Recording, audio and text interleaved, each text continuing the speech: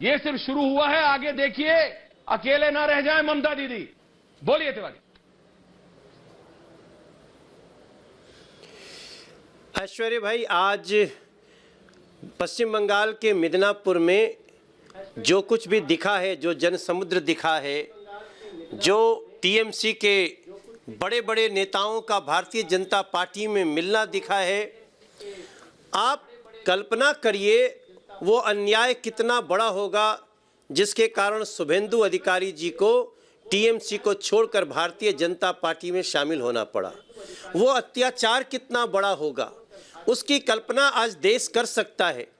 ये वो नाम है, आपने कहा 9 एमएलए, एक मिनिस्टर, एक एमओएस, एक 45 चेयरमैन, 15 काउंसिलर्स, 9 एमएलए, ये सब लोग आज टीएमसी को छोड़ करके भारतीय जनता पार्टी के पास आए हैं, तो उस अन्याय अत्याचार को देखने के बाद आए हैं जो टीएमसी ने पश्चिम बंगाल में किया है, और इन लोगों का वहां रह के दम घुट रहा था।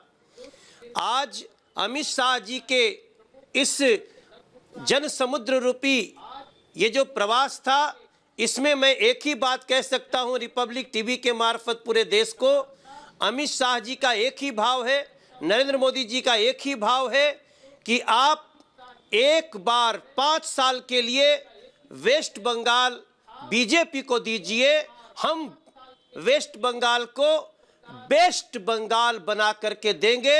ये नरेंद्र मोदी जी के सिपाहियों का वादा है। सर्वोत्तम बंगाल हमरा सबाई चेष्टा को बेस्ट बना देंगे, सबसे बेहतर बना देंगे। लेकिन आपके जो चिर प्रतिद्वंदी हैं, आपके जो विरोधी हैं, मेरे साथ पैनल पे भी बैठे हैं, लेकिन मैं आपसे एक ही सवाल पूछ रहा हूं। ये बोलते हैं कि ये वही तो लोग हैं जो आपके काडर पर जानलेवा हत्या कर रहे थे। ये वही तो नेता हैं जो पिछले 8 से 9 वर्षों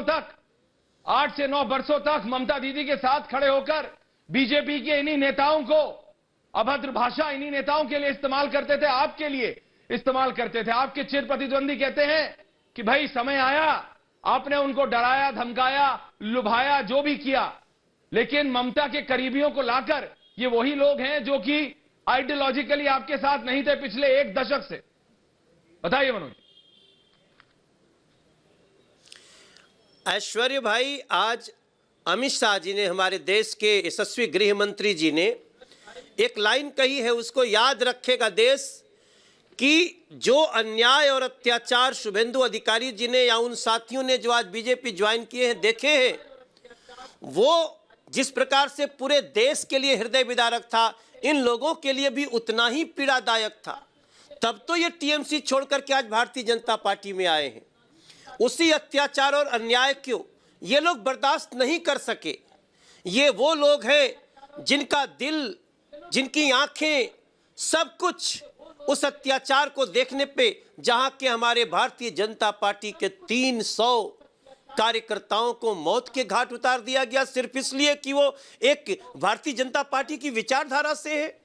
उसमें कितने हमारे दलित भाई हैं, उसमें कितने पश्चिम बंगाल के नौनिहाल हैं, उन सभी लोगों को जो मौत के घाट उतारा, 300 उन कार्यकर्ताओं की आह टीएमसी को लगी है। और तब जाकर उसको महसूस करने वाला, देखिए अक्सर ऐसा होता है, लंका में बहुत अत्याचार बढ़ गया, तब विभीषण को रावण का विरोध करना पड़ा। और मैं समझता हूं कि राम राज्य की स्थापना के लिए पश्चिम बंगाल में बेस्ट बंगाल, सर्वोत्तम बंगाल देने के लिए भारतीय जनता पार्टी को मौका दे पश्चिम बंगाल, ये प्रार्थना किया है हमारे अमित शाह जी ने। और हम लोग इस वादा के साथ कि हम लोग वेस्ट बंगाल को बेस्ट बंगाल बना करके रहेंगे, हम आगे बढ़ गए हैं। पूरी दुनिया देख रही है, किसान के घर खाना खाया, मंदिर में दर्शन किया। चाहते हैं क्या पश्चिम बंगाल की जो पिछले 9 साल से प्रदेश की मुख्यमंत्री हैं, वो इतने आसानी से होने देंगी? एक शुभेंदु या अगर उन जैसे 10 नेताओं को भी आप ले आएंगे, आपको यह समझना पड़ेगा कि इतना आसान नहीं होगा ये। और ये सिर्फ नेताओं का इधर से उधर करना ही नहीं है, वहां पर जो आम लोग हैं पश्चिम बंगाल के, आपने कहा आप पश्चिम बंगाल को सर्वोत्तम बंगाल बनाना चाहते हैं, वेस्ट बंगाल को बेस्ट बंगाल बनाना चाहते हैं, लेकिन वो तो कह रहे हैं कि ये बंगाली प्राइड की बात है। टीएमसी के नेता ने आज कहा कि भाई अमित शाह बाहर ही है, मनोज तिवारी बाहर ही है, सारे नेता बाहर ही हैं। वो तो इसको Bengal versus Bengali versus non Bengali बना रहे हैं। वो तो कह रहे हैं बीजेपी के नेता बाहर से आए हैं। पश्चिम बंगाल की संस्कृति को, पश्चिम बंगाल की सभ्यता को, पश्चिम बंगाल की खूबसूरती को जो कि तुष्टीकरण के तहत नष्ट किया है टीएमसी के ममता दीदी ने, उसी को तो वापस लाने के लिए अमित शाह जी ने ये शंख फूंका है। उसी को तो वापस लाने के लिए ये सभी बड़े बड़े पदाधिकारी नेता ये सब बीजेपी में आए हैं। मैं आपको बड़ी विनम्रता से बताऊं कि আমার বাড়ি আছে কলকাতায়, আমি ওখানে চাকরি করছিলাম, আমি ভালো করে বাংলা জানি, আমি বলতে জানি, আমি পড়তে জানি।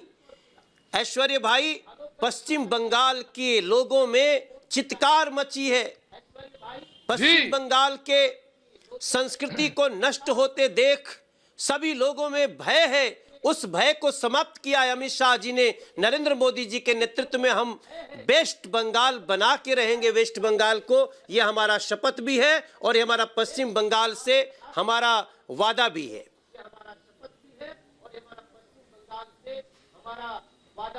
वादा भी है। तो ये थे बीजेपी के नेता और सांसद मनोज तिवारी। बहुत बहुत धन्यवाद आपका। पूछता है भारत पर आने के लिए पूरा पैनल मेरे साथ है। अपराजिता सारंग